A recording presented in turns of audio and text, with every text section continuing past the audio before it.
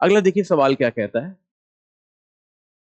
इस सवाल में कहा गया है कि एक इंडिकेटर डायग्राम है और during the path 1 2 3 100 calories are given to system and 40 calorie work is done. तो 1 2 3 में क्या हुआ, 100 कैलोरी दी गई, Q 100 है और वर्क कितना हुआ, वर्क हुआ 40। तो हम कह सकते हैं U में चेंज 60 का हुआ होगा भाई, according to first law of thermodynamics.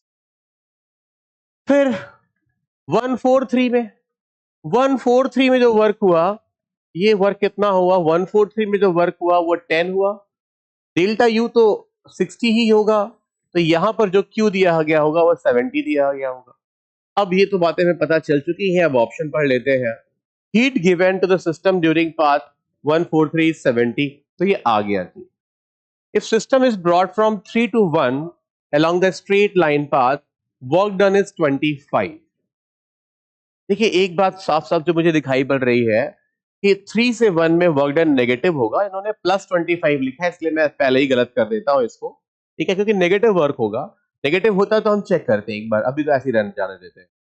Along the straight line path 131 the heat ejected by the system is 85। अब कैलकुलेट तो करना ही पड़ेगा। देखिए यहां से 1 से 3 जाने में 60 कैलोरी की इंटरनल एनर्जी बढ़ रही थी, तो 3 से 1 में इंटरनल एनर्जी घट जाएगी, U बराबर कितना आएगा, -60 क्लियरली, क्योंकि 1 से 3 में किसी भी प्रोसेस से इंटरनल एनर्जी बढ़ रही थी 60, तो 3 से 1 में इंटरनल एनर्जी घटेगी 60। अब चलिए वर्क डन निकाल लेते हैं। ओके देखिए भाई 1 2 3 का वर्क अगर 60 था, इसका मतलब है ये जो एरिया है, ये एरिया 60 है और ये एरिया 10 है, ये एरिया 10 है, तो क्लियरली जो बॉक्स का एरिया है उनका डिफरेंस होगा, मतलब 50 होगा।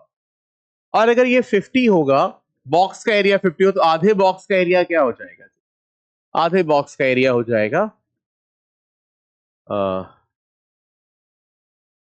हाँ जी देखिए एक बार चेक कर लेता हूं, आधे बॉक्स से क्या फर्क पड़ेगा।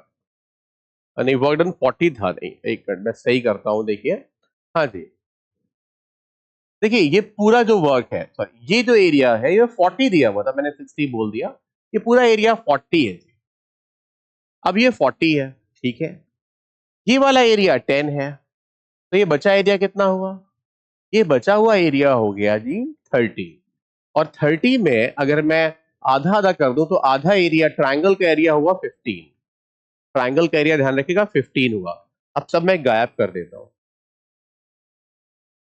जब गैस 3 से 1 आएगी तो हमें ये एरिया लेना पड़ेगा एज 1, ठीक है। अब ये पूरा जो एरिया है वो 40 है और ट्रायंगल का एरिया 15 आया है, तो ये जो एरिया होगा 25 होगा।